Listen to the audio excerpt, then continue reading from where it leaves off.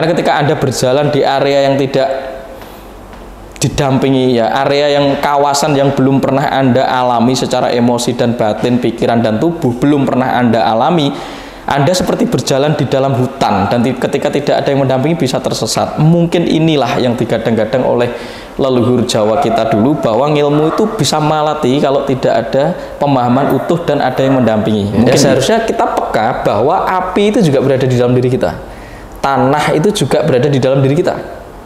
Karena katanya sebagian kita dicipta dari tanah. Ya, tubuh kita itu dari apa yang kita kumpulkan melalui makanan dan saripati tanah yang diserap oleh ibu dan bapak kita sebelum membuat kita. Konsekuensi eksternal atau sesuatu yang terjadi di luar kita itu bisa saja unpredictable atau tidak terprediksi, ya. Atau fluktuatif semaunya sendiri. Tapi di ranah tubuh kita punya kemampuan untuk memilih merespon dengan cara apa, gitu.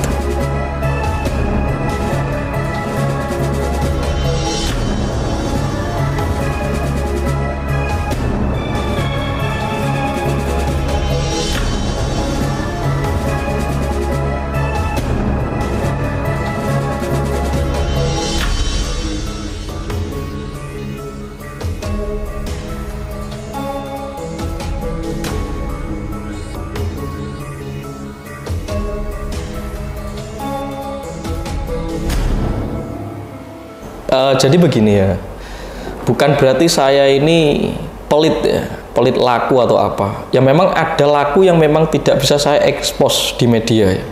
Itu bukan berarti karena saya pelit, ya, karena itu ada kaitan dengan intensitas tertentu. Lanjagani itu yang dikhawatirkan ketika Anda melakukan teknik tertentu, ya, yang mungkin nanti saya lihatkan di YouTube misalkan, atau di ini, Anda melakukan itu tanpa ada teman, gitu.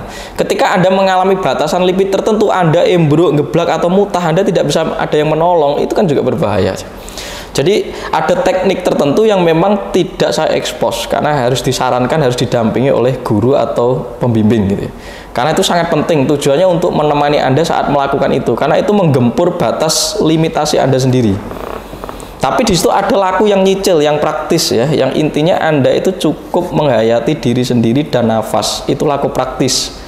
Tapi kalau kelas advance naik lagi kepada laku gemblengan yang disebut laku gentur, itu tidak akan saya expose. Itu mohon maaf sekali, kecuali mengikuti kelas-kelas yang sudah diadakan di seluruh Nusantara, gitu, ya.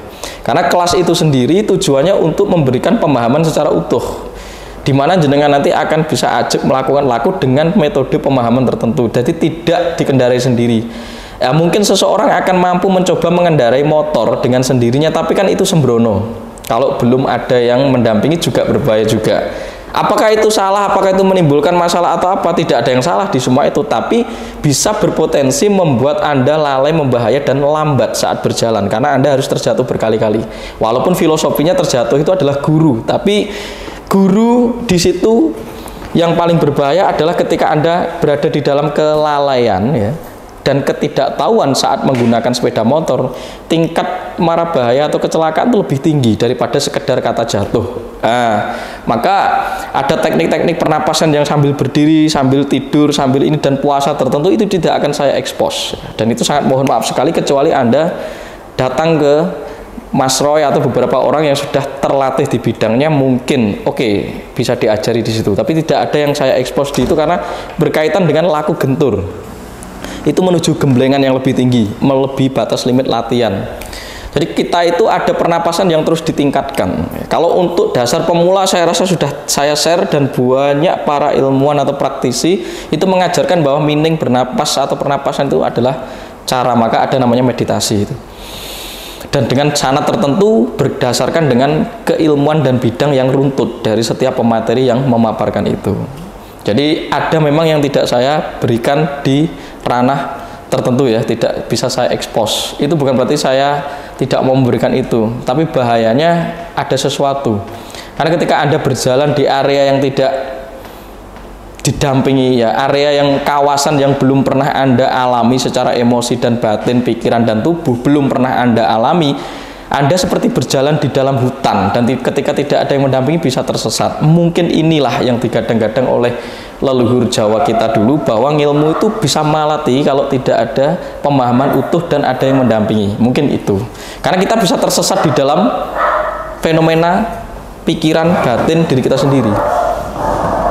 Nah, di ranah fisik itu juga ada efek ya. Ketika Anda melakukan pernapasan tertentu itu seperti Anda nge-gym. Nah, saat Anda nge-gym itu kan kalau belum pernah melakukan sama sekali ya Mas Roy, itu ada sakitnya enggak? Oh, pasti sakit. Bahkan berbahaya kalau enggak kuat di beban maksimal bisa jatuh. Sama ya? Iya, sama di dalam teknik melakukan pemberdayaan spiritual itu sama. Jadi ketika Anda belum mampu berenang di ranah 4 meter, itu disarankan ke 1 meter saja dulu. Ketika nanti sudah diolah dengan tingkat latihan tertentu ya, melebihi batas yang kita tentukan dan Anda mampu melalui, mungkin Anda bisa disarankan untuk tenggelam kepada batin atau mendalami kesadaran di kualitas yang lebih dalam. Iya. Karena kita harus mempersiapkan sarana prasarananya ini. Tubuh ini sarana prasarana kita untuk hijrah, untuk berjalan kepada medan yang lebih dalam, yang disebut ranah batin gitu. Karena batin ini bisa menyesatkan saat sarana prasarananya ini kita tidak tahu, dan itu menjadi kawasan asing untuk kita susuri. Kalau tidak ada pendampingnya sangat berbahaya. Nah, cakrawala yang saya bagi itu adalah laku yang paling praktis untuk pengayaan otak, ya, perluasan otak. Tapi untuk pengalaman batiniah itu ada proses. Ingat, itu ada proses yang disebut 3 ya, awakening atau pranowo, awareness, kewaskitaan, dan consciousness, panggrahita. Nah, 3-tiganya adalah kawasan-kawasan yang harus kita tempuh dengan berbagai prosedur proses, tidak bisa instan. Ya, karena berkaitan dengan tubuh kita itu seperti sistem yang sangat luar biasa kompleks. Bisa membuat kita males, lesu, enggan, ya, bingungan dan lain sebagainya saat kita tidak mencoba untuk menangani itu. Dalam arti menangani itu mendalam itu semua. Itu, Mas Roy. Iya. Nah, kita lanjut ini ke pertanyaan berikutnya ya, Mbak. Ini dari Ibu Larasati Atmaja. Diri kita adalah manifestasi dari Sang Jagat Ageng. Nyun wedarinipun, Mbah. Berangkat dari pembuktian nyata ya, bahwa paling tidak kita bisa merasakan dan terdampak dari seluruh partikel elemen yang ada di jagat raya ini. Dan itu bisa kita amati dan kita rasakan saat kita intensif mencoba untuk menghayati ya. Dalam arti menghayati itu ada 2, mengamati dan merasakan gitu. Kalau jenengan sudah merasakan dan mengamati, bahasa rasa ini akan menjadi bahasa nalar atau visualisasi dan audio ya. Anda akan memiliki kemampuan telepatical gitu ya, atau telekinesis, atau disebut waskito gitu ya. Seharusnya kita peka bahwa api itu juga berada di dalam diri kita, tanah itu juga berada di dalam diri kita, karena katanya sebagian kita dicipta dari tanah. Ya, tubuh kita itu dari apa yang kita kumpulkan melalui makanan dan saripati tanah yang diserap oleh ibu dan bapak kita sebelum membuat kita. Maka di dalam kandungan ovum ya, getih bang itu, darah itu, dan sperma itu sebenarnya kan sari-sari makanan atau sari bumi. Dari itu saja seharusnya kita tahu bahwa kita adalah manifest dari jagat raya ini. Dari 4 elemen, 5 ya, panca mahabhuta itu kalau di Jawa ya, atau sedulur papat, 5 pancer ya. Ada banyu, itu air, water ya. Ada angin ya, atau udara, itu air gitu ya. Ada api, itu fire gitu. Ada ether ya, atau akoso ya. Dan ada pratiwi atau soil atau tanah. Nah, semua ini kan nyata, bisa jenengan amati. Apakah Anda tidak memiliki kapasitas bagian dari bahan-bahan itu semua? Saya rasa Anda lebih bisa merasakan dan mengamati ketika Anda memulainya sejak dini untuk melibatkan seluruh kesadaran tubuh jenengan itu untuk melihat bahwa apakah elemen itu juga ada di dalam diri saya, ataukah bekerja secara reasonable, bekerja secara nyata, merestrukturi tubuh kita. Ketika Anda bisa melihat itu, pasti Anda menemukan jawabannya. Dan itu maksudnya bahwa kita adalah manifest dari jagat ageng. Nah, jagat ageng ini didesain oleh 5 elemen, termasuk jagat alit atau tubuh kita. Kita itu miniaturnya. Bisa jenengan amati sejak dini. Itu mungkin yang paling simpelnya ya. Jadi terminologi kuno ya, yang ditemukan oleh leluhur kita dari proses penghayatan mendalam, yang akhirnya memunculkan kesadaran seperti yang Anda tanyakan, bahwa kita adalah jagat alit, manifestasi dari jagat ageng atau jagat besar. Nah, semuanya ini adalah kemanunggalan. Apa yang di luar ada di dalam, apa yang di dalam ada di luar. Cara agar kita tetap pada kesadaran saat masalah hidup datang dan bahagia datang gitu gimana ya Mas? Ya, ini sama seperti yang tadi sudah disampaikan ya Mbak ya. Jadi memang hidup itu nggak bisa kita atur-atur ya Mbak ya. Kapan datang penderitaan, kapan datang kebahagiaan. Jadi begini, bagaimana menyikapi konsekuensi eksternal, ngerti ya? Karena kita bisa mengolah pirantinya kan begitu. Tapi sesuatu di luar diri ini dipengaruhi oleh kekuatan kolektif. Cara berpikir masyarakat, ya kan?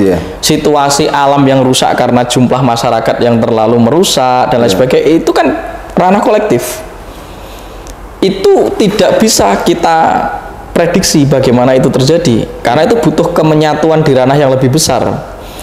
Mas Tunjung ini memiliki satu kesadaran, tapi otoritas kekuatannya tetap menang orang yang banyak itu untuk menentukan ranah di konsekuensi eksternal, secara administrasi, secara apa, tetap menang yang orang-orang yang lebih banyak daripada saya itu.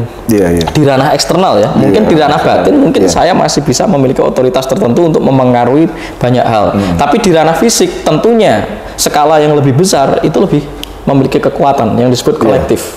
Nah, seorang Mas Tunjung berdiri sendirian tidak bisa mengubah negara ini, kecuali hari ini saya mengajak jenengan untuk merubah kesadaran. Kesadaran Anda itu selaras ya, seperti dengan apa yang saya soundingkan. Mungkin kekuatan itu manunggal untuk mengubah kualitas suatu bangsa, mungkin. Jadi PR kita memberikan kesadaran itu adalah mengarahkan seluruh kesadaran orang-orang agar bersinergi untuk menggulung sesuatu menjadi proses yang lebih oke. Dalam arti visi misi bangsa ini menjadi lebih oke. Misalnya gitu ya, kalau dalam cita-cita negara ini sama. Di seluruh hal yang tadi Anda sebut sebagai pekerjaan ini, pekerjaan itu kan di ranah orang banyak, karena Anda bekerja dalam perusahaan dan lain sebagainya, itu kan banyak sesuatu yang bekerja variabelnya. Teman Anda yang toksik, karma bos Anda, karma perusahaan, banyak macam. Nah, Anda tidak bisa mempengaruhi itu secara eksternal, tapi Anda bisa memulainya sejak di dalam. Ketika Anda stabil mengatur cara Anda merespon dengan terus ajib melakukan itu, semua permainan psikologis yang penuh drama itu bisa Anda lepaskan. Karena psikologis ini terjadi ketika fenomena kimia, ya, Sulo Sariro, itu acak di dalam diri Anda. Satu macam pikiran negatif dan pikiran itu mewakili salah satu karakter kimia kita itu. Jadi ketika kita olah dan proses dari dalam, semuanya akan terjadi perubahan dari dalam. Hal sekecil apapun ini mungkin akan berdampak secara energi kepada lingkungan Anda. Nah, itu disebut meruat. Tapi mulailah meruat dari diri sendiri. Nah, bagi kata bijaknya adalah sesuatu di luar diri kita itu tidak berada di tangan kita. Tapi cara kita untuk merespon sesuatu itu ada di tangan kita.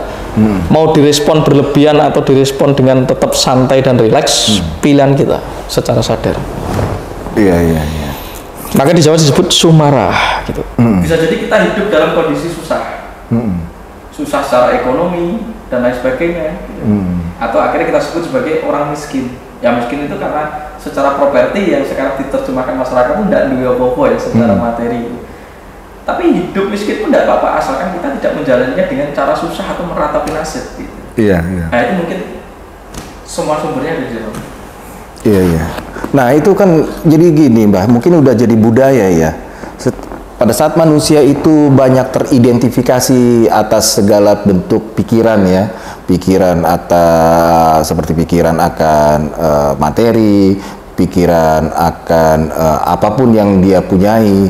Nah, bentuk pikiran ini kan kadangkala seseorang itu sulit untuk coba dihentikan. Semakin dihentikan, semakin terus berpikir. Nah, bagaimana cara mengubah pikiran yang secara signifikan itu tetap berproses, tapi kita seakan-akan kita mau keluar dari pikiran itu, Mbak. Tapi kok malah nggak bisa gitu loh. Nah, itu caranya gimana? Karena banyak orang yang menderita seperti itu gitu loh. Banyak manusia yang menderita seperti itu karena dia merasa tersakiti oleh pikirannya sendiri gitu loh.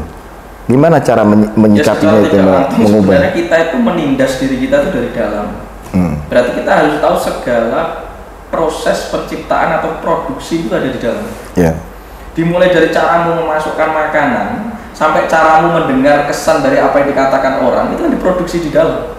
Output bahannya dari luar, tapi processingnya ada di dalam.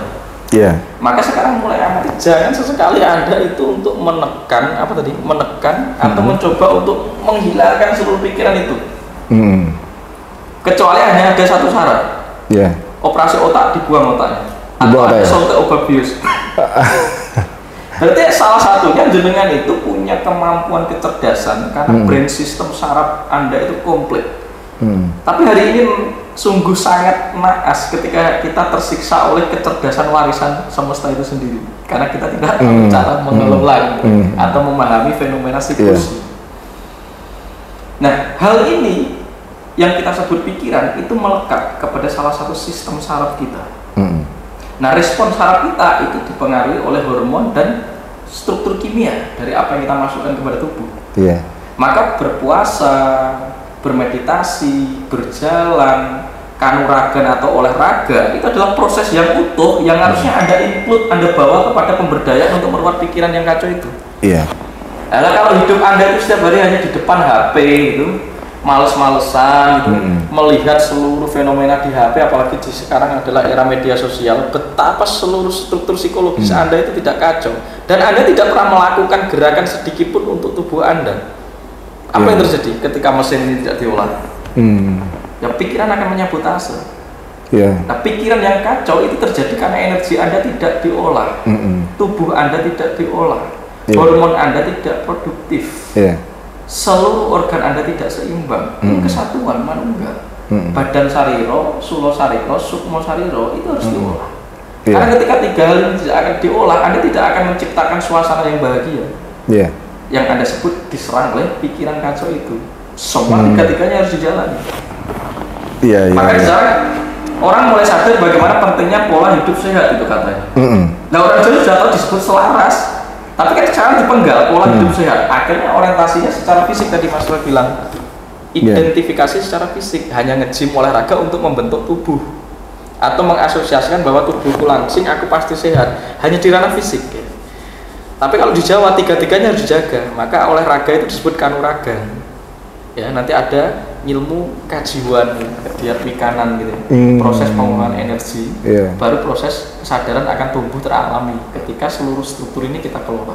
Oh gitu ya. Jadi kadang sesekali jalan pagi, naik gunung, dolan, kata rekreasi atau healing itu laku kok Mas Roy. Iya. Tapi dalam ranah tertentu manusia tidak memahami itu ya. Jadi dia memilih sibuk bekerja dan menghidupi dirinya dengan cara stres ya. Dan itu dilakukan orang sekarang. Kita bisa bekerja ya, tapi menjalani pekerjaan dengan tidak stres dan santai itu ada di tangan kita sebenarnya PR. Nah itu Mbak, kan iya kan pada umumnya kan manusia itu menjalani sesuatu. Nah itu dia, iya benar, reaktif. Iya, pada umumnya kan manusia itu kan lebih memilih kan inginnya berbahagia Mbak, ya inginnya berbahagia. Tapi kenapa kebanyakan daripada manusia itu dia ingin apakah dia berbahagia? Nah itu dia. Karena berbahagia itu konsekuensi. Sebagaimana dalam ibadah itu khusyuk, sebagaimana dalam meditasi itu adalah hening. Itu konsekuensi. Saat kita mencoba untuk memastikan sarana prasarana pada tubuh kita itu bekerja maksimal. Jadi sholat itu harus khusyuk, tidak bisa. Sholatlah dengan tenang, pastikan dengan telaten, maka kekhusyukan akan mungkin merembes di dalam tubuh kita. Sama, pengalaman khusyuk itu terjadi karena kita mempersiapkan sarana prasarananya. Seperti kata bahagia, saat kita mempersiapkan sarana prasarana mengolah, kemungkinan bahagia akan mekar teralami di dalam tubuh kita.